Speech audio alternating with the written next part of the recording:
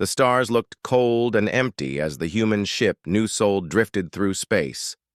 Captain Jin-Ho stood on the bridge, watching the darkness outside. His hands shook a little as he held his coffee cup.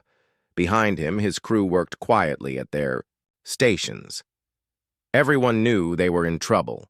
10,000 people lived on the New Soul. Most of them were families who had run away from their home planets. The Vakthul Empire was coming, and wherever they went, nothing good happened. Cities burned, people disappeared, whole worlds went silent. Jin-Ho walked to the big window and looked out at the stars. 3 months ago, he had been a simple cargo pilot. Now he was the captain of the biggest refugee ship in human space. He never wanted this job, but sometimes life did not ask what you wanted. "Captain," called Yuna from her station. She was young, maybe 25, with short black hair and quick fingers that moved over her controls like she was playing music. "I'm getting strange readings from the edge of the system." Jin-Ho walked over to her. "What kind of strange?" "Ships, sir. Big ones. And they're not ours." The bridge went very quiet. Everyone stopped what they were doing. In the silence, Jin-Ho could hear the soft hum of the ship's engines and the quiet beep of the computers. "How many ships?" Jin-Ho asked. Yuna's face went pale. 15, maybe 20? They're still coming out of jump space." Jin-Ho closed his eyes for a moment. He had hoped they would have more time. The New Soul was not a warship. It was just a big metal box with engines, built to carry people and supplies. It had no weapons, no shields, no way to fight. "Send a message to all decks," Jin-Ho said. "Emergency stations. Everyone to the safe rooms." The lights on the ship changed from white to red. A voice spoke over the speakers in Korean and then in English. "All people report to emergency stations. This is not a drill. All people report to emergency stations." Down in the medical bay, Dr. Soo-jin heard the announcement and felt her heart start beating faster. She was a tall woman with long black hair tied back in a simple way. Her hands were gentle but strong from years of working with sick people and hurt animals. She was not just a doctor. Before the war started, she had studied alien life.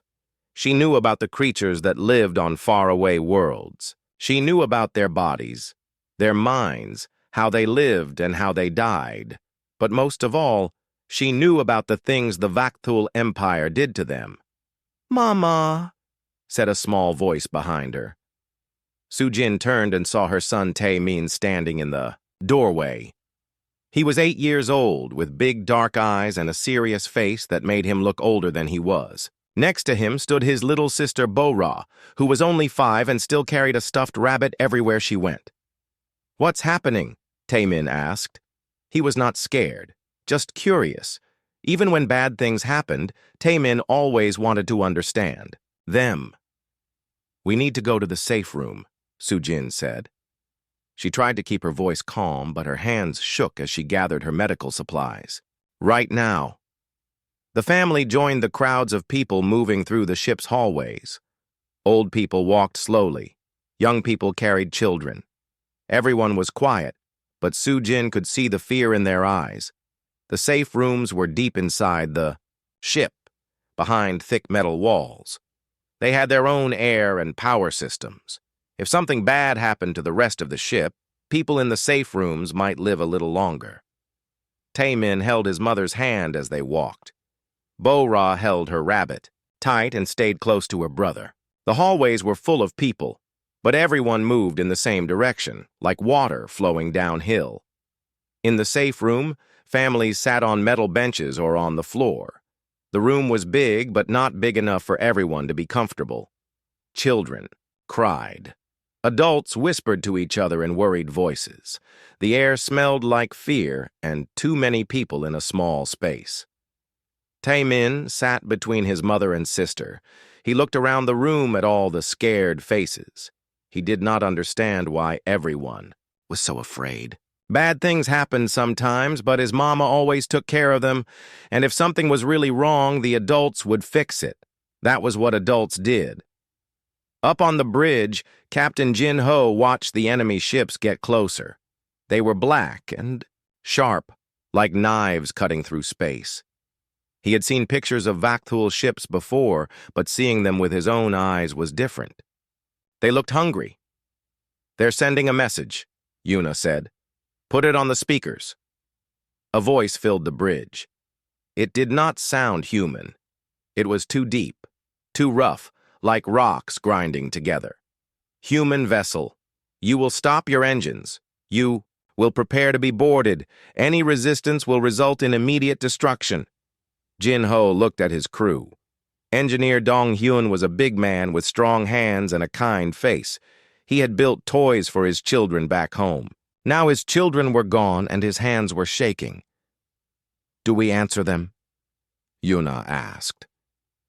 "What would we say?" Jin-Ho replied. "Please don't kill us. They've already decided what they're going to do."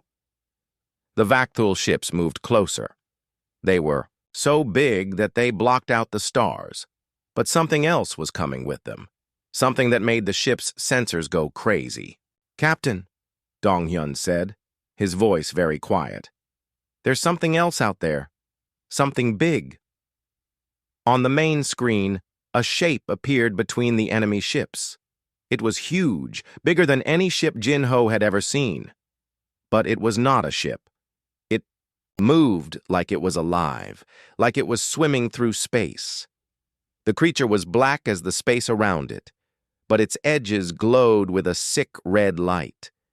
It had a long body, like a snake, but with 6 powerful legs that ended in claws as big as buildings. Its head was the worst part. It was shaped like a wolf's head, but wrong, too big, with too many teeth. Its eyes burned like red stars. "Dear God," whispered Yuna. "What is that thing?" Dr. Su-jin would have known. In her years of studying alien life, she had read secret reports about the Vakthul Empire's worst weapons. They did not just build ships and guns. They took living creatures and changed them, twisted them into monsters that lived only to kill and destroy. They called them shadow maws. The one outside the New Seoul was 50 meters long, big enough to tear apart a city. It had destroyed hundreds of worlds, killed millions of people, and it had never been defeated. The creature moved toward their ship, and Jin-Ho knew that everything was about to end. Down in the safe room, Tae-min felt the ship shake a little. He looked up at his mother. "What was that?" he asked. Su-jin pulled her children closer. She could not tell them the truth. She could not say that death was coming for them, wearing claws and teeth and eyes like burning coals. "Just the engines," she said. "Everything is fine." But everything was not fine. The Shadow Maw was coming, and nothing in the universe could stop it. The New Seoul shook like a toy in the hands of an angry child. In the safe room, people fell against each other as the lights went out for a moment, then came back on. Emergency lights bathed everything in red. Tae-min grabbed his sister's hand. Bo-ra was crying now, clutching her stuffed rabbit. Around them, other children were crying too. Adults tried to calm them down, but their voices were shaky and scared. "It's okay," Tae-min whispered to Bo-ra. "I'm here." Dr. Su-jin knew it was not okay. She had studied the reports about shadow maws. She knew what they could do. Right now, one of those monsters was probably tearing through the ship's outer walls like they were made of paper. The ship shook again, harder this time. Something metal crashed somewhere above them. The sound echoed through the walls, a long scraping noise that made everyone's teeth hurt. "Mama," Bo-ra said, "I'm scared." "I know, baby," Su-jin said. She held both her children close. "Just stay with me." On the other side of the room, an old man was praying in Korean. His voice was soft, but in the quiet room, everyone could hear him. Some other people started praying too, in different languages. Tae-min listened to the words he did not understand and wondered what they meant. Up above them, the Shadow Maw had reached the ship. Its claws, each one as long as a school bus, cut through the metal hull like it was cutting paper. The creature's head pushed through the hole it had made, and its burning red eyes looked around. The Shadow Maw was hungry. It was always hungry. But it did not just eat food like normal animals. It ate fear.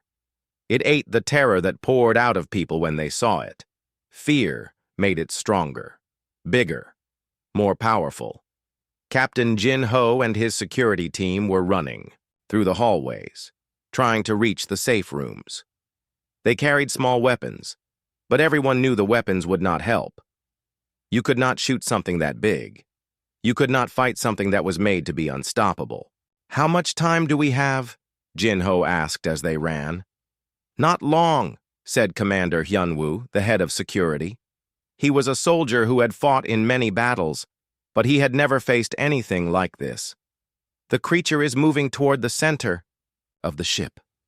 They could hear it now, moving through the hallways above them. Its claws scraped against the metal floors. Its breathing was like wind blowing through a cave, and sometimes it made a sound that was almost like laughing. In the safe room, the sound was getting louder. People pressed themselves against the walls as far from the door as they could get. But the room was not big enough. There was nowhere to hide. Tai-min stood up. His mother tried to pull him back down, but he stepped away from her. "Tai-min," Soo-jin whispered. "Sit down.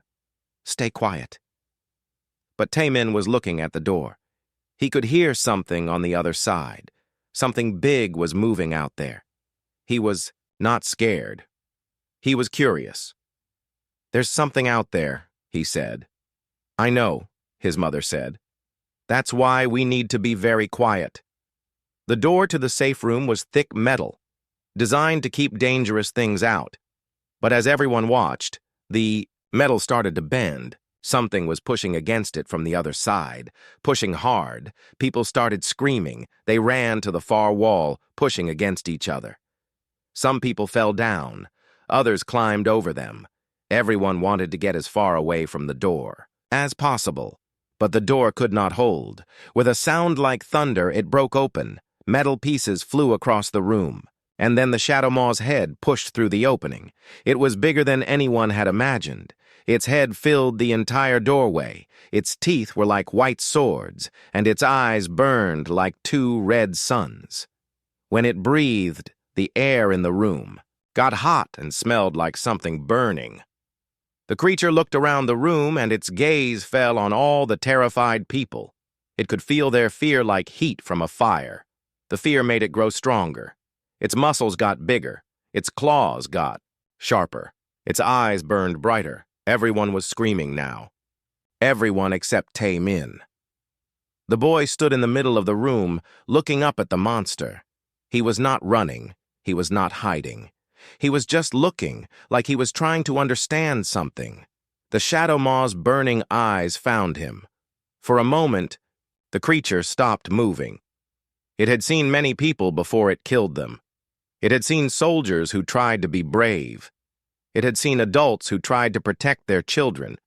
But it had never seen a child who looked at it without fear. Tai-min tilted his head to one side, the way he did when he was thinking about something interesting. The monster's eyes were very bright, but they did not scare him. They just looked sad. "Are you hurt?" Tai-min asked. The question was so unexpected that the Shadow Maw pulled its head back a little. In all its years of killing and destroying, no one had ever asked if it was hurt. No one had ever cared. Behind Tai-min, his mother was trying to reach him, but there were too many panicked people between them. "Tai-min," she called, "come back!" But Tai-min did not move. He kept looking at the creature. "You look sad," he said. "Are you lonely?" The Shadow Maw's great head moved closer to the boy. Its breath was hot on Tai-min's face. This close, he could see that the creature's eyes were not just red. There were other colors in them too, deep down. Blue and green and gold, like the eyes of something that had once been beautiful. "Do you have a name?" Tai-min asked. The creature made a sound, but it was not the terrible roar that everyone expected. It was softer, sadder, like the sound a hurt animal might make. Taemin stepped closer. His mother screamed his name, but he did not listen. He reached out his small hand toward the monster's huge face. "It's okay," he said gently. "I won't hurt you." The shadow maw stared at the small hand reaching toward it. For the first time in its existence, it felt something it had never felt before, something warm and peaceful, something that did not taste like fear. The creature's programming told it to kill. The Vakthul masters had built that command deep into its brain. Kill everything, destroy everything, feed on fear and grow stronger. But looking at this small human child, the shadow maw felt its programming start to crack, just a little, like ice beginning to melt in the spring sun. Captain Jin Ho and his security team finally reached the safe room. They saw the broken door and heard the screaming inside. Hyunwoo raised his weapon, even though he knew it would not help. "What do we do?" he asked.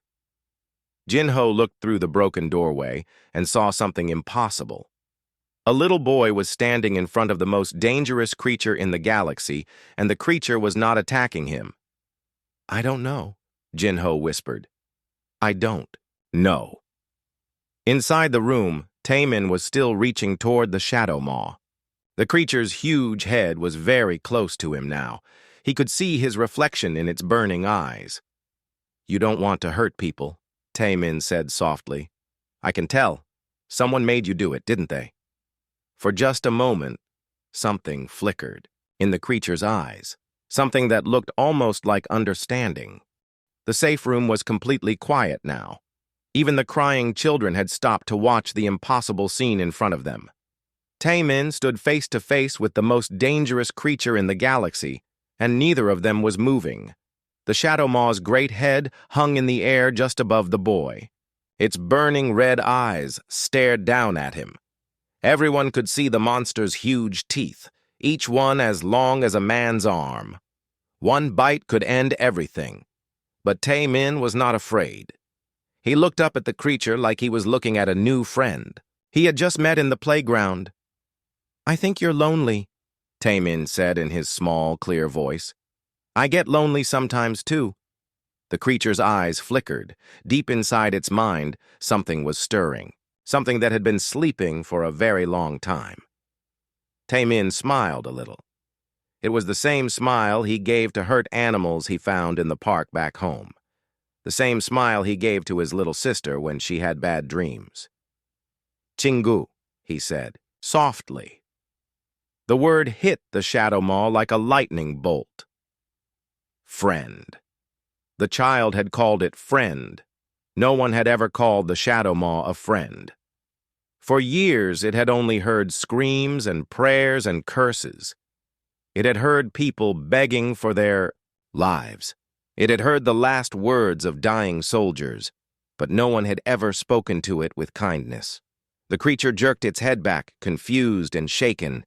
The simple word echoed in its mind, bouncing around like a stone dropped in a deep well. Friend, friend, friend. Behind the boy, Dr. Su Jin finally pushed through the crowd of people. She reached for her son, but stopped when she saw the look on the creature's face. Something was happening. Something impossible. "Taemin," she whispered. "Come here, slowly." But Taemin did not move. He was still looking at the shadow maw, and the shadow maw was still looking at him. The creature's eyes were changing. The bright red fire was still there, but now there were other colors mixed in. Deeper colors, sadder colors. "You remember something, don't you?" Taemin asked. "Something from before." The shadow maw made a sound. It was not a roar or a growl. It was something softer, more confused, like the sound of someone trying to remember a dream. Captain Jin Ho and Commander Hyunwoo watched from the doorway. They had their weapons ready, but they did not know what to do. The creature could kill the boy in a second, but it was not attacking. It was just listening. "What's happening?" Hyunwoo whispered. "I don't know," Jin Ho replied. "I've never seen anything like this." Inside the shadow maw's mind, Old memories were trying to surface. Memories from before the Vaktul scientists had found it, before they had changed it, before they had filled its brain with rage and hunger and the need to kill. It remembered sunlight. It remembered green fields and flowing water. It remembered others like itself, but smaller, gentler. It remembered a time when its eyes had not burned with fire, when its claws had been used for digging in soft earth instead of tearing through metal. It remembered its name, not the name the Vakthul had given it, its real name from before. Velthara. The memory came back like a flood, and the creature staggered. Its great body shook, and for a moment it looked like it might fall. The red fire in its eyes flickered and dimmed. Taemin saw the change and stepped closer. His mother reached for him again, but he was already moving. He walked right up to the creature's massive head and placed his small hand on its snout. "It's okay," he said gently. "I'm here." Key. Touch was like electricity. The shadow maw, no, Velthara, felt something it had not felt in years. Warmth. Kindness. The simple comfort of a gentle touch. For the first time since the Vakthul had taken it from its homeworld, Velthara was not alone. The creature's eyes closed. When they opened again, they were different. The burning red was still there, but now it was mixed with blue and green and gold. The colors of its original eyes fighting to come back. "I remember," Velthara whispered. The words came out as a sound, like wind through leaves. Most of the people in the room could not understand it, but Taemin somehow knew what the creature had said. "I knew you would," Taemin said. He patted the creature's snout like he was patting a big dog. "What's your real name?" "Velthara," the creature said, and this time the word was clearer. "My name is Velthara." Dr. Sujin felt her legs go weak. She had studied alien life for years, but she had never seen anything like this. The report said that shadow maws were just weapons, monsters with no minds of their own. But this creature was talking. It was remembering. "How is this possible?" she whispered. On the bridge of the Vakthul command ship, Admiral Krenthal was watching his sensors with growing alarm. The shadow maw had stopped moving. It was just sitting there, doing nothing. "What is wrong with the weapon?" he demanded. His aide, a thin creature with gray skin and too many eyes, checked the readings. "The neural control signals are being disrupted, Admiral. Something is interfering with the creature's programming."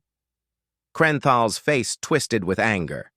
Shadow maws were supposed to be perfect weapons. They were supposed to follow orders without question. They were not supposed to stop in the middle of an attack. "Send the override signal," he ordered. "Force it to complete its mission." Back on the new Sol, Velthara suddenly screamed. Not the terrible roar it had made before, but a scream of pain.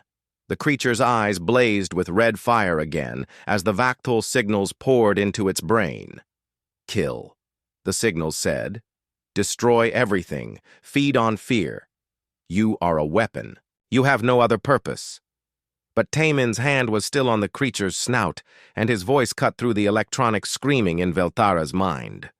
"Don't listen to them," the boy said firmly. "You're not a weapon. You're my friend." The word friend hit the override signals like a hammer.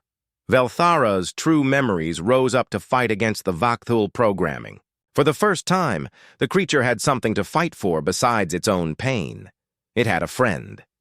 The neural implants in Velthara's brain began to spark and smoke. The creature roared, but this time it was not a roar of hunger or rage. It was a roar of defiance. "I am not your weapon," Velthara said, and its voice shook the entire ship. "I remember who I am." On the Vakthul command ship, alarm signals started going off everywhere. The screens showed that the Shadow Maw's neural implants were failing one by one. "This is impossible," Krenthal said. "Nothing can break our conditioning," but something had broken it. a single word from a human child, a simple act of kindness. The one thing the Vakthul had never understood and therefore could never defend against. In the safe room, Velthara looked down at Taimin with eyes that were now more blue and gold than red. "Thank you," the creature said. "You gave me back my name." Taimin smiled. "That's what friends do." Dr. Sujin stared at her son and the massive creature he was petting like a household cat. Her mind raced, trying to understand what she was seeing. In all her years studying alien life, she had read classified reports about the Vakthul's bioweapons. They were supposed to be impossible to reverse, impossible to heal. But here was living proof that the impossible could happen. "Taimin," she said carefully, "step back slowly." "It's okay, Mama," Taimin said without taking his eyes off Velthara. "She's not scary anymore. She just needed someone to remember her real name." The creature lowered its great head until it was resting on the floor near the boy. Its breathing was deep and slow, like someone who had been running for a long time and was finally allowed to rest. "Tell me about before," Taimin said, sitting down next to Velthara's massive head. "What was it like?" Velthara's eyes closed as memories flooded back. "We lived in great forests," the creature said softly. "The trees were so tall they touched the clouds. We ate flowers and sweet fruits. We sang to each other across the valleys." "You could sing?" Taimin asked, fascinated. "Yes. We had a song for everything. Songs for the morning sun, songs for the rain, songs for the children when they were born." Velthara's voice became sad. "I have not sung in so long." Captain Jin-ho and Commander Han-woo moved slowly into the room. The other people pressed themselves against the walls, still afraid, but curious now too. They could hear the creature, talking, and its voice did not sound dangerous anymore. "How many of you were there?" Taimin asked. "Thousands," Velthara replied. "We lived in family groups across the whole planet. We built homes in the trees and gardens on the ground. We had art and music and stories. We were happy." Dr. Sujin felt tears in her eyes. She knew how this story would end. The Vakthul found worlds with intelligent life and turned them into weapons factories. They had done it hundreds of times. "What happened to your family?" Taimin asked gently. Velthara was quiet for a long time. When she spoke again, her voice was barely a whisper. "The gray ships came from the sky. They took the strongest of us first. They said we would become great warriors, that we would help them bring order to the galaxy." The creature's eyes opened, and the red fire flickered in them again. But now, it looked like anger instead of mindless rage. "They lied. They put machines in our heads. They changed our bodies. They made us forget everything good and remember only how to hurt and kill. My family. I don't know what happened to my family." Taimin reached out and touched one of Velthara's huge claws. "Maybe some of them are still alive. Maybe they're, like you were, just sleeping inside their own heads, waiting for someone to wake them up." On the bridge of the Vakthul command ship, Admiral Krenthal was in a rage. The Shadow Maw had not only stopped attacking, but it had also destroyed 3 of his override transmitters. Worse, other Shadow Maws in distant systems were starting to show signs of neural disruption. "How many humans are on that ship?" he demanded. 10,000, Admiral," his aide replied. "Then one of them is doing this. Find them. Kill them all if you have to, but stop whatever they're doing." Krenthal turned to his weapons officer. "Prepare the planet crackers. If we cannot control the weapon, we will destroy it and everything around it." Planet crackers were the Vakthul's most terrible weapons. They could split a world in half or turn a star into a bomb. They had never used one on their own bioweapon before, but desperate times called for desperate measures. Back on the New Sol, Engineer Dong Hyun was running through the hallways with a portable scanner in his hands. He had been monitoring the strange energy readings coming from the safe room, and what he was seeing made no sense. The creature's biosignature was changing. The artificial parts of its brain were shutting down one by one, while the original, natural parts were coming back online. It was like watching someone wake up from a very long, very bad dream. Dong-hyun burst into the safe room and stopped short when he saw Tae-min sitting calmly next to the monster's head. "Captain," he called, "you need to see this." Jin-ho walked over to look at the scanner. The readings showed two different brain patterns in the creature. One was artificial, all straight lines and sharp angles. The other was natural, full of curves and flowing patterns like waves on a beach. "What am I looking at?" Jin-ho asked. "The creature's original mind," Dong-hyun said. "It's still in there, under all the Vakthul programming. And it's taking control." Dr. Soo-jin approached them carefully, still keeping an eye on her son. "This should be impossible. The Vakthul mind control is supposed to be permanent." "Maybe it is," Dong-hyun said, "for adults. But children see things differently. They don't have all the barriers and fears that adults have. Maybe that boy found a way through the programming that no one else could see." Velthara lifted her head and looked at the adults standing nearby. "You are afraid of me," she said. "I understand. I have done terrible things. I have destroyed worlds and killed millions of your people." Captain Jin-ho stepped forward. He was still afraid, but he was also a leader, and leaders had to be brave even when they did not feel brave. "That wasn't you," he said. "That was what they made you into." "But I remember doing it," Velthara replied sadly. "I remember every world I burned, every city I crushed. The memories are part of me now." Tae-min stood up and patted the creature's snout again. "My grandma used to say that we can't change what happened yesterday, but we can decide what happens tomorrow." Velthara's eyes focused on the boy. "What do you think should happen tomorrow?" "I think you should help us stop the bad." "Guys," Tae-min said simply, "you know how they think and how their ships work. You could help save all the people they want to hurt." The idea hit Velthara like a thunderbolt. For years, she had been forced to serve the Vakthul Empire. She knew their tactics, their weaknesses, their secrets. She could be the perfect weapon against them, but this time she would choose her own targets. "Yes," Velthara said, and her voice was like distant thunder. "I know all their secrets. I know where their command ships hide their weak spots. I know which of their weapons are real and which are just for show." Communication Officer Yun-ah's voice crackled over the intercom. "Captain, the Vakthul ships are powering up their main weapons. Big ones. They're going to try to destroy us."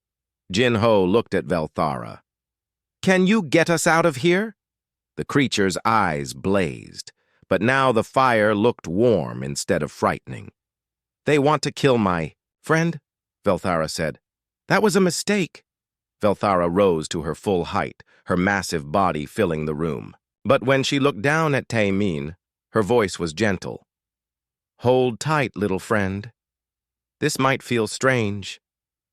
Suddenly, the ship lurched as Velthara wrapped her powerful legs around the hull. The creature's bio-enhanced body could survive in space, and she was strong enough to move the entire refugee ship. "Where are we going?" Tae-min asked excitedly. Velthara's eyes gleamed with purpose. "To give the Vakthul a taste of their own medicine." The new soul moved through space in a way it was never designed to move. Velthara held the massive ship gently but firmly, using her powerful legs to push it forward while her body created a protective barrier around the hull. Inside the safe room, Tae-min pressed his face against a small window and watched the stars streak by. His sister Bora had stopped crying and was now sitting next to him, still clutching her stuffed rabbit but no longer afraid. "Are we flying?" Bora asked in wonder. "Velthara is carrying us," Taemin explained. Like when Papa used to carry me. On his shoulders, Dr. Soo-jin sat nearby trying to process everything that had happened. Her son had done something impossible. He had reached into the mind of a bioweapon and found the person inside. She was proud and terrified at the same time. Captain Jin-ho's voice came over the intercom. All people, please stay in the safe areas. We are moving to attack the enemy ships. This may be dangerous. On the bridge, Jin-ho watched the tactical display with amazement. Velthara was moving faster than any ship he had ever seen, weaving between the Vakthul vessels like a dancer. The enemy weapons fired, but they could not hit her. How is she doing that? Commander Hyun-woo asked. She knows their systems, Yuna replied. Look at the pattern. She's staying in their sensor blind spots. Velthara spoke, and her voice came through the ship's communication system. Admiral Krenthal is on the command ship with the 3 tall towers. He is the one who gave the order to make me forget my name. Jin-ho looked at the display and saw the ship Velthara was talking about. It was huge, easily 10 times the size of the new Soul and covered with weapons. Can you get close to it? Jin-ho asked. Yes, Velthara replied, and there was something dangerous in her voice. But first, I want to send a message. Velthara opened a communication channel to all the Vakthul ships in the area. When she spoke, her voice was broadcasted across the entire fleet. This is Velthara of the Singing Forest, she said. You stole my name and made me into your weapon. You made me forget my family and my home. You turned my voice from song into screaming. On the command ship, Admiral Krenthal felt his blood go cold. Shadow Maws did not have names. They did not remember their past. They certainly did not make speeches. But now I remember, Velthara continued. I remember everything, and I am no longer your slave. Velthara twisted through space and landed on the hull of a Vakthul destroyer. Her claws tore through the armor like it was made of paper. The ship tried to shake her off, but she was too strong. With surgical precision, she destroyed the weapons and engines, leaving the crew alive but helpless. Do not kill them, Taemin said softly. And somehow Velthara heard him across all the noise and distance. I will not, she replied. You taught me that killing is not always the answer. She leaped from the disabled ship to another one, then another. Each time she destroyed only what she needed to destroy, leaving the crews alive. It was a kind of mercy the Vakthul had never shown to others. In the safe room, Dr. Soo-jin was monitoring Velthara's vital signs on a portable scanner that engineer Dong-hyun had brought her. What she saw was extraordinary. Her brain activity is completely different now, she told the others. The artificial neural pathways are dissolving. Her original mind is taking complete control. Is that good or bad? Dong-hyun asked. I don't know, Soo-jin replied honestly. This has never happened before. Taemin looked up from the window. It's good. She's becoming herself again. That's always good. But even as Velthara fought the Vakthul ships, something else was happening. Across the galaxy, other Shadow Maws were beginning to stir.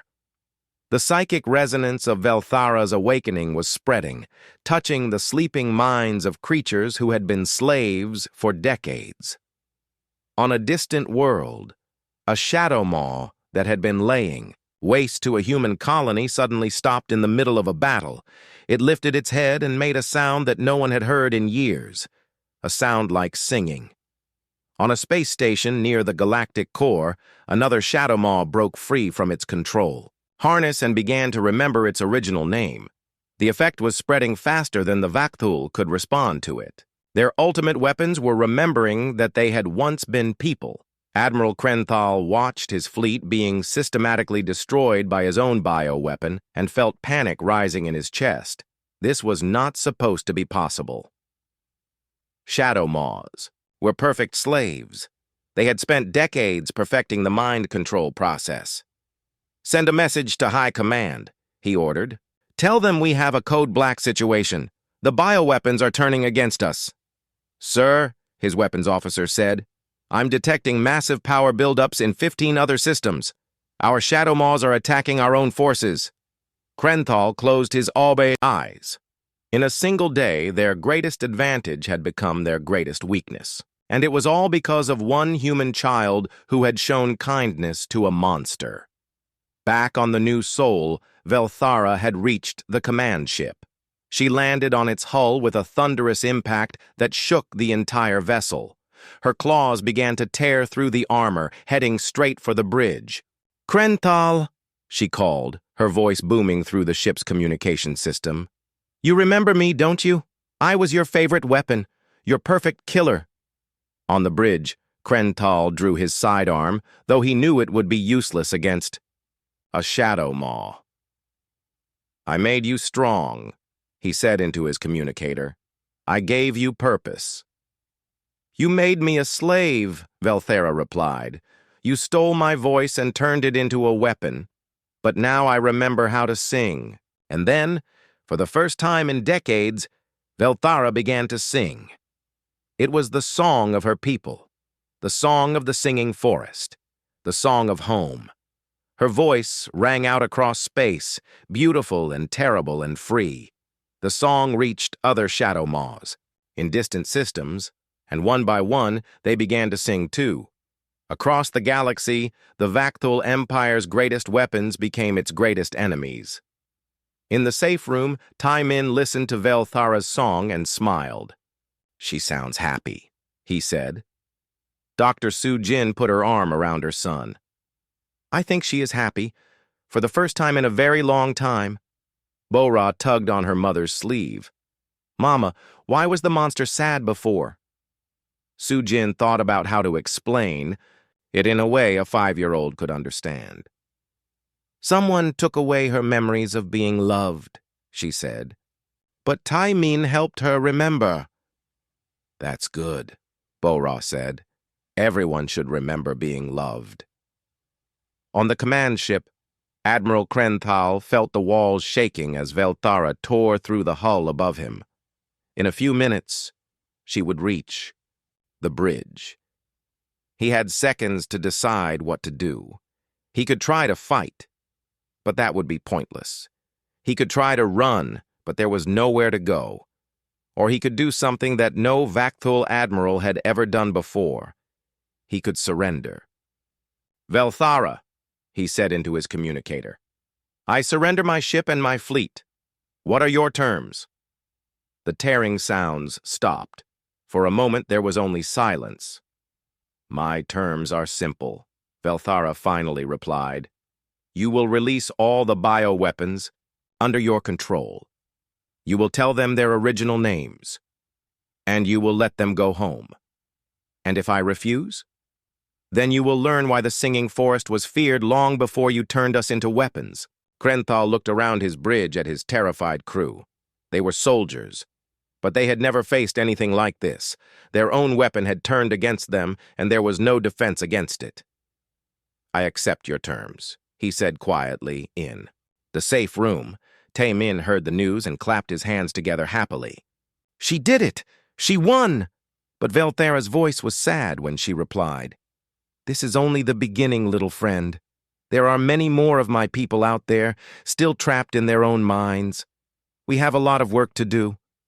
Tai Min nodded seriously. "Then we'll help them. That's what friends do." News of what happened at Kepler 442 spread across the galaxy faster than light itself. Human colonies that had been hiding in fear suddenly had hope. Refugee ships that had been running for months stopped to listen to the reports. The impossible had happened. A shadow maw had remembered its true nature and turned against its masters. On the refugee ship Rising Dawn, Captain Lee Min-ho read the message for the 3rd time. He commanded a fleet of 7 ships carrying 20,000 survivors from the Tau Ceti colonies. They had been running from the Vakthul for 2 months, jumping from system to system with nowhere to go. "Is this real?" asked his first officer, a young woman named Park Ji-young. "I don't know," Min-ho replied. "But if it is, everything has changed."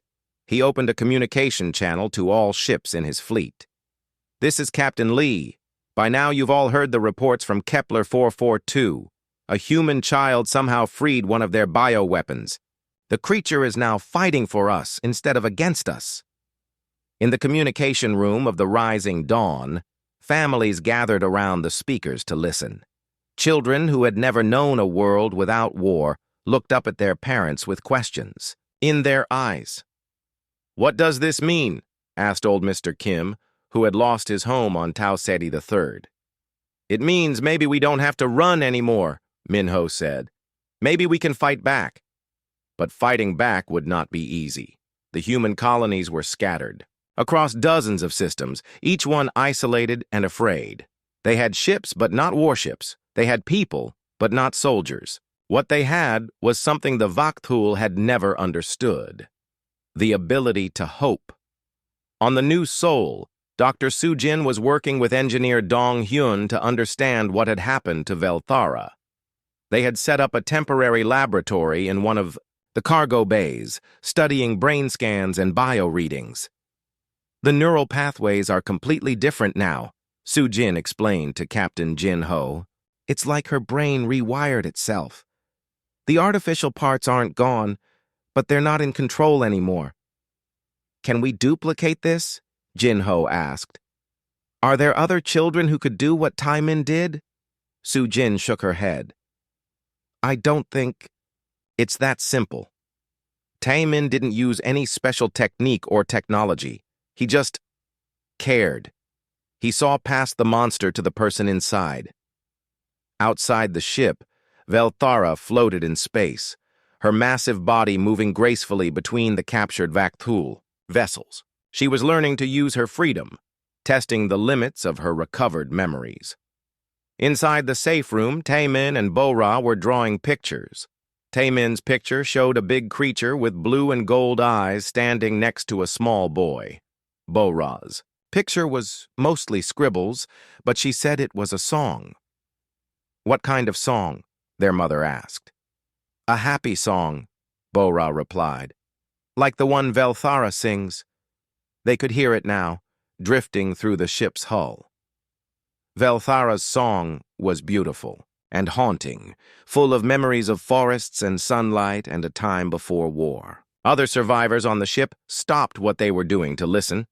Some of them started to cry, but they were not sad tears. 3 days later, the first contact came from another Shadow Maw. Communication Officer Yoon Ah was monitoring all frequencies when she heard it, a voice singing the same melody as Velthara, but in a different key. It was coming from the direction of the Centauri system. "Velthara," Yuna called over the intercom. "Someone is singing your song." Velthara's massive head appeared at the bridge window. "Where?" she asked urgently. "Centauri system, about 3 light years from here." Velthara's eyes blazed with excitement. "That is Jorneth, my nest brother. He is alive!" She pressed against the ship's hull, and her voice boomed across space. "Jorneth, it is Velthara. Do you remember the song of the morning sun?" The answer came back immediately, weak but clear. "Sister, how is this possible? I thought I was alone." "You are not alone," Velthara replied. "None of us are alone anymore." Captain Jinho made a decision that would change the course of the war. "Set course for Centauri," he ordered. "We're going to collect our new ally." But the Vakthul were not sitting still. High Command had issued emergency orders to all their fleets: find and destroy the human ship that had caused this disaster. They offered rewards for information and threatened terrible punishments for failure. Admiral Krenthal, now a prisoner on his own ship, watched his captors with a mixture of fear and curiosity. The humans had not tortured him or executed him. Instead, they had simply locked him in his quarters and asked him questions about Vakthul technology and tactics. "Why don't you kill me?" he asked Dr. Sujin during one of their conversations. "Because my son taught me that killing doesn't always solve problems," she replied. "Besides, you have information we need." "Information about what?" "About how to free the rest of the Shadow Maws. How many are there? Where are they kept? How do we reach them? Krenthal was quiet for a long moment. Finally, he spoke. There are 317 active bioweapons across the Empire. Most are kept in stasis when not in use. They are stored at facility stations in heavily guarded systems. Will you help us find them? Why would I help you destroy my own empire? Dr. Sujin showed him a video of Velthara singing with her nest brother, their voices harmonizing across the void of space. The two massive creatures moved in a slow, graceful dance, their bioluminescent markings pulsing in rhythm with their song. Because, she said, maybe destroying the Empire is the only way to save what's left of your soul. Meanwhile, in the safe room, Tae Min was teaching Bora how to say simple words in what he called Velthara language. He had been listening to the creature's songs and conversations with her nest brother, picking up phrases and meanings with the quick learning ability that only children possess. This word means home, he told his sister, and this one means family. What does this one mean? Bora asked, pointing to a symbol Taemin had drawn. That means hope, Taemin said. Velthara says it's the most important word in any language. Communication Officer Yuna burst into the safe room, her face flushed with excitement. Taemin! We're getting signals from all over the galaxy. More shadow maws are waking up. They're singing Velthara's song. Taemin smiled. They're remembering how to be happy. But not all the awakening shadow maws were in safe places. Many were still in Vaktul-controlled systems, surrounded by their former masters. As they remembered their true selves, they began to fight back, but they were outnumbered and alone. We have to help them, Velthara said during a strategy meeting with the human officers. They are my family. I cannot abandon them. How many can we realistically save? Captain Jin-Ho asked. All of them, Taemin said from the doorway, where he had been listening. We have to save all of them. The adults looked at the 8-year-old boy who had started this revolution with a single word. He was small and young, but his eyes held a certainty that none of them could argue with. He's right, Dr. Sujin said. If we're going to do this, we have to do it completely. Half measures won't work against the Vaktul Empire. Captain Jin-Ho nodded slowly. Then we're not just rescuing bioweapons. We're starting a war. No, Taemin corrected him. We're ending one. Outside the ship, Velthara and Jorneth sang together in the starlight, their voices carrying hope to their scattered family across the galaxy. One by one, other voices joined the song, until the void itself seemed to ring with music. The Vaktul Empire had ruled through fear for 1,000 years, but now, for the first time, their victims were no longer afraid. They were angry, they were determined, and most importantly, they were no longer alone. The war for freedom had begun. 6 months after the awakening at Kepler 442, the galaxy was a very different place. The new soul had grown from a single refugee ship into the flagship of what people were calling the Liberation Fleet. Hundreds of human ships had joined them, along with vessels from other species that had suffered under Vaktul rule. But the most impressive members of the fleet were the 17 freed shadow maws who moved through space like living starships, each one carrying a human crew and dozens of rescued families. Taemin was 9 years old now, and he had become something no one expected, the first human Vellani ambassador. He spent his days moving between the ships, helping newly awakened shadow maws remember their names and teaching human crews how to communicate with their massive partners. Remember, he told a group of nervous engineers who were about to meet, their first shadow maw, they're not monsters. They're just very big people who have been hurt for a long time. The engineer team was led by Commander Hyun Woo, who had volunteered to be the liaison for a newly freed creature named Korvash. The Shadow Maw had been one of the Vakthul's most feared weapons, responsible for destroying 12 worlds. Now he floated in space near the fleet, singing sadly to himself as he tried to remember what those worlds had looked like before he burned them. I don't know if I can do this, Hyunwoo admitted to Taemin. What if he loses control? What if the programming takes over again? Then you remind him who he really is, Taemin said simply. That's all I did with Velthara. I reminded her that she was a person, not a weapon. But reminding the Shadowmaws of their true nature was only part of the challenge. The Vakthul Empire was fighting back hard. They had lost over 100 bioweapons to the Awakening, and their response was swift and brutal. In the Vega system, a Vakthul battle fleet surrounded a space station where 3 newly awakened Shadowmaws were hiding with human refugees. The Vakthul commander offered a simple choice: surrender the bioweapons or watch the station be destroyed with everyone on it. The humans refused to give up their protectors. The Vakthul destroyed the station anyway. News of the massacre reached the Liberation Fleet within hours. In the meeting room of the New Seoul, Captain Jin-ho stood before a gathering of human officers and Shadowmaw representatives. The atmosphere was heavy with grief and anger. They're not going to let us free the others peacefully, Jin-ho said. Every time we liberate a facility, they respond by destroying civilian targets. Velthara's massive eye appeared at the meeting room window. Her voice was filled with pain. 3 of my family are dead, Morthan, Ylsera, and little Bektol. He was barely past his 1st century. Just a child. Dr. Su Jin, now the fleet's chief medical officer and xenobiologist, looked at the tactical displays. We've freed 43 Shadowmaws so far, but there are still over 200 in captivity. At this rate, the Vakthul will kill them all, rather than let them go free. Then we need to move faster, said a new voice.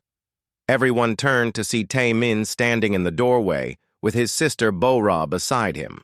Taemin, his mother said gently, this is a military meeting. But it's about my friends, the boy replied. I should be here. Captain Jin-ho smiled, despite the serious situation. Over the months, he had learned to listen to Taemin's ideas. The boy saw things that adults missed, connections that seemed impossible but somehow worked. What are you thinking? Jin-ho asked. Taemin walked to the tactical display and pointed at a cluster of red dots near the galactic core. All the Shadowmaws are kept at these big stations, right? What if we could wake them up without going there? How? Dr. Sujin asked. The same way Velthara woke up Joraneth and the others, with the song. Velthara's eye brightened. The harmony. When we sing together, our voices can reach across vast distances, but the range has limits. What if we made it stronger? Taemin asked. What if we found a way to make the song reach every Shadowmaw in the galaxy at the same time? Engineer Dong Hyun, who had been quietly working on his tablet, suddenly looked up.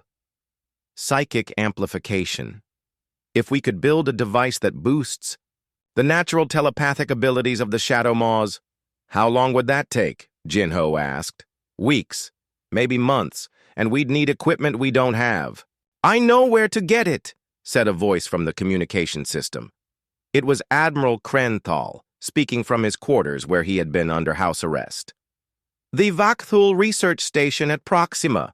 They study telepathic species there. They have amplification technology. Everyone in the room went quiet.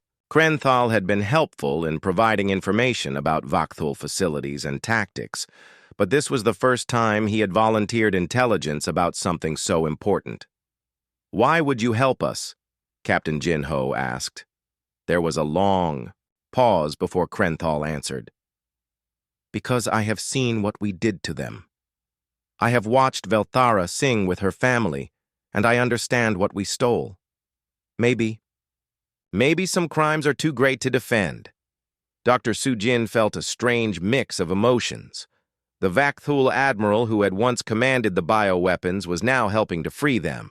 It was another kind of awakening, slower and more painful than what the Shadowmaws experienced, but real nonetheless. Proxima is heavily defended, Hyunwoo pointed out. They have 3 battle fleets protecting that station, and 50 Shadowmaws in stasis pods, Krenthal added. If we could wake them during the attack, We'd have allies inside the station, Velthara finished. Her voice carried a new kind of hope. My nest sister Zilmora is there, and old Vektarn, who taught us the healing songs. The plan was audacious and dangerous. The Liberation Fleet would have to travel deep into Vakthul's space, attack one of their most important research facilities, and somehow wake up 50 enslaved bioweapons while fighting off 3 battle fleets. But as Tai Min listened to the adults discuss tactics and risks, he was thinking about something else. He was thinking about his conversation with Velthara the night before, when she had told him about the dreams that sometimes came to her now.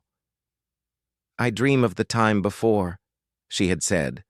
Not just my memories, but the memories of all my people. We were connected, you see.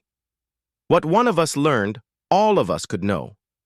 What one of us felt, all of us could feel. Even now, Tai Min had asked. Sometimes. When I sing, I can feel the others singing back, even across the galaxy. We are still connected, even after all they did to us. Now, standing in the meeting room as the adults planned their attack, Tai Min raised his hand. I have an idea, he said. What if we don't need to wake them up one by one? What if Velthara could wake them all up at once? How? Dr. Su-Jin asked. By sharing her awakening with them. By showing them what she remembered when I called her friend. Velthara's eye went wide. The memory sharing. It is possible, but it would require a direct psychic link to every Shadow Maw in the galaxy simultaneously. The strain could kill me. Not if you're not alone, Tai Min said. You have Jornith and Korvash and all the others. 17 voices, singing together instead of one. The idea was so simple and so dangerous that everyone in the room fell silent. They were talking about using the freed Shadow Maws as a psychic weapon against the Vakthul Empire's own bioweapons. If it worked, they could free every enslaved creature at once. If it failed, they could lose the 17 Shadow Maws they had already saved. The children should not be here for this discussion, Dr. Su-Jin said finally. No, Velthara said gently. They should. This is their future we are deciding. And besides, her voice carried a hint of warmth, it was a child who started all of this with a single word. Perhaps it will be children who help us finish it. Bo-Ra tugged on her brother's sleeve. What word was that? She whispered. Tai Min smiled and whispered back, friend. Outside the ship, 17 Shadow Maws floated in formation, their bioluminescent markings pulsing in rhythm as they sang together. Their song carried across the void to their enslaved family, a promise that freedom was coming. The galaxy held its breath and waited for the Liberation Fleet's next move. The attack on Proxima Station began at dawn on a world that had never seen sunrise. The Liberation Fleet emerged from jump space in perfect formation. Human ships surrounded by their Shadow Maw partners, moving together like a dance choreographed by hope itself. Tai Min stood on the bridge of the New Soul, his small hand pressed against the communication panel that connected him to Velthara. At 10 years old, he had become the voice that bridged 2 species, the translator between human determination and Vellani dreams. Are you ready? He asked Velthara through their link. I am afraid, she admitted. If I fail, all of our people will remain slaves forever. You won't fail, Tai Min said with the absolute certainty that only children possess. You have something. The Vakthul never understood. What is that? You have friends. Around the fleet, 17 freed Shadow Maws moved into position. Their bioluminescent markings began to pulse in unison, creating a pattern of light that could be seen across the entire star system. It was not just beautiful. It was a signal to every enslaved Shadow Maw in the galaxy that their family had not forgotten them. On Proxima Station, alarms were screaming. Vakthul technicians ran between rows of stasis pods, checking restraints and sedation levels. In the central command center, Station Commander Velkoth watched the approaching fleet with growing panic. "How many ships?" he demanded. "Over 800 human vessels," his aide reported, "and 17 active bioweapons." 17? Velkoth's voice cracked. "How is that possible? We've only lost 43 units total." "Sir, something is happening to our stored units." On the screens, they could see the stasis pods beginning to glow.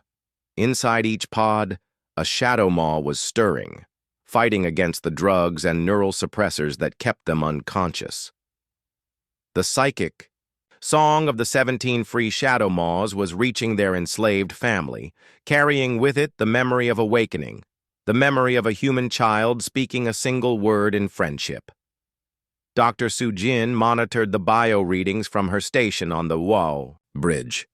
"It's working," she reported.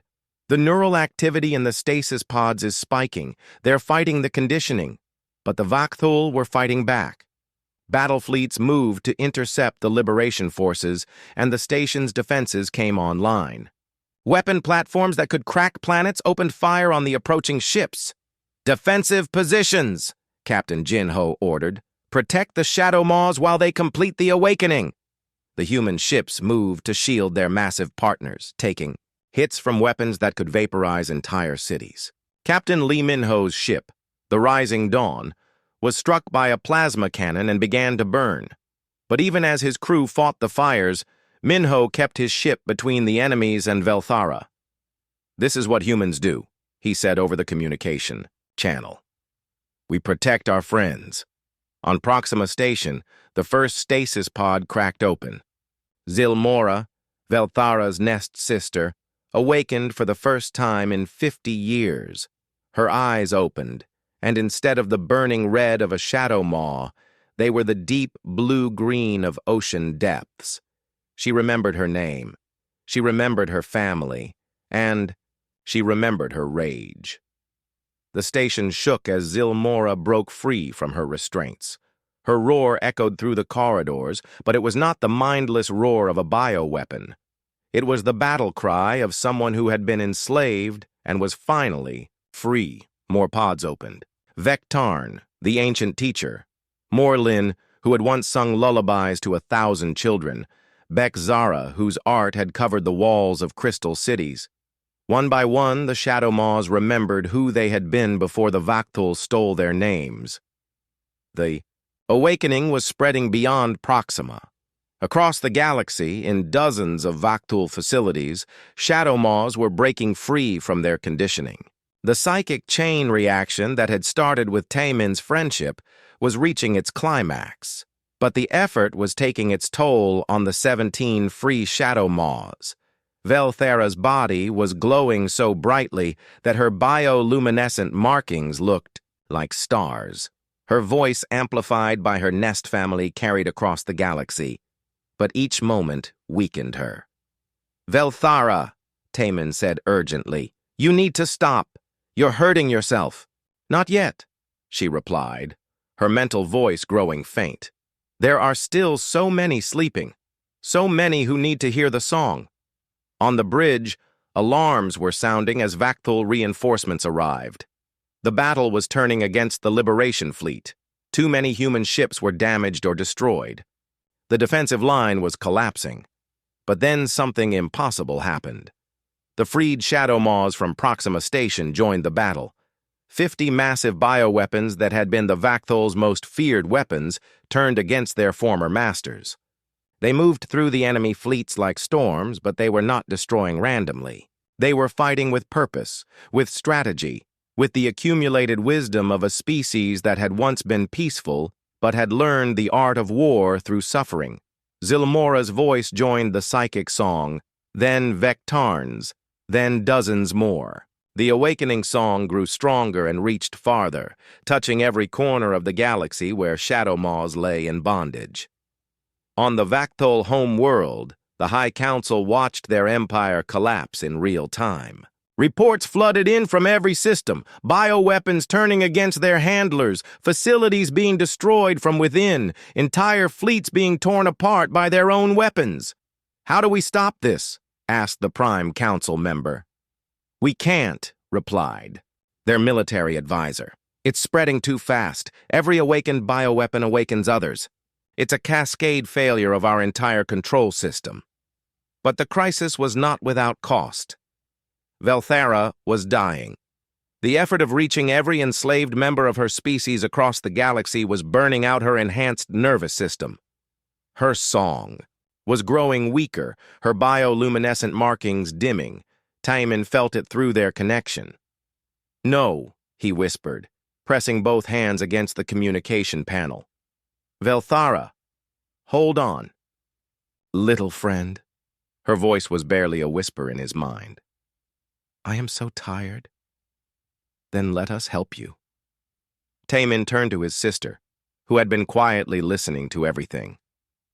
"Bora, remember the song? The one Velthara taught us?"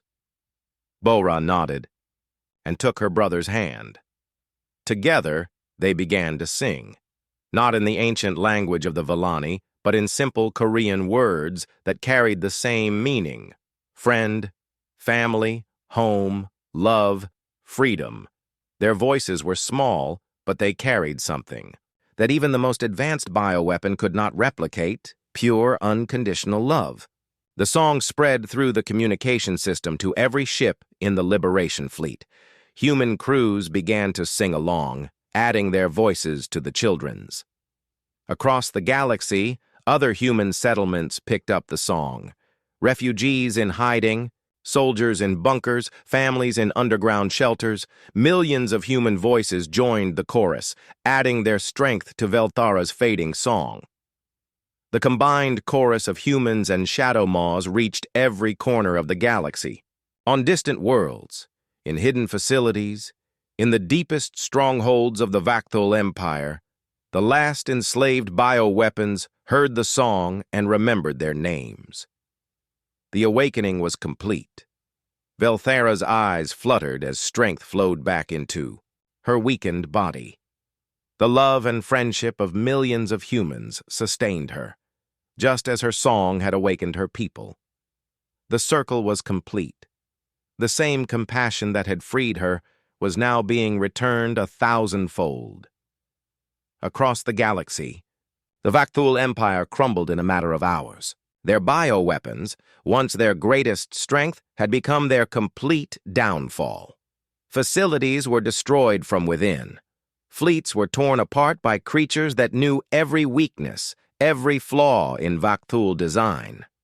But the freed Shadow Maws did not seek revenge in the way their masters had feared. They fought only to protect themselves and their new human friends. When Vakthul forces surrendered, the Shadow Maws let them live. When enemy ships fled, they were allowed to go. "Why do we not destroy them all?" asked young Bekzara, whose anger burned hot after decades of slavery. "Because," Velthara replied gently, "our human friends taught us that the cycle of violence must end somewhere. We choose to end it here." The final battle took place not in space, but in the chambers of the Vakthul High Council itself. 3. Shadow Maws. Velthara, Zilmora, and ancient Vektarn appeared in the council chambers, moving through the walls like living earthquakes. The Prime Council members cowered behind their crystalline podiums as the massive creatures filled the chamber. These were beings who had once commanded the destruction of worlds, but now they faced judgment from their own weapons. "We could kill you," Velthara said, her voice echoing through the chamber. "We could tear down your cities and burn your worlds, as you made us do to others. But we will not," Vektarn added, his ancient voice carrying the weight of centuries. "We are not you. We remember what it means to be civilized." Instead, the Shadow Maws delivered a simple ultimatum. The Vakthul Empire would disband. Their leaders would stand trial for their crimes.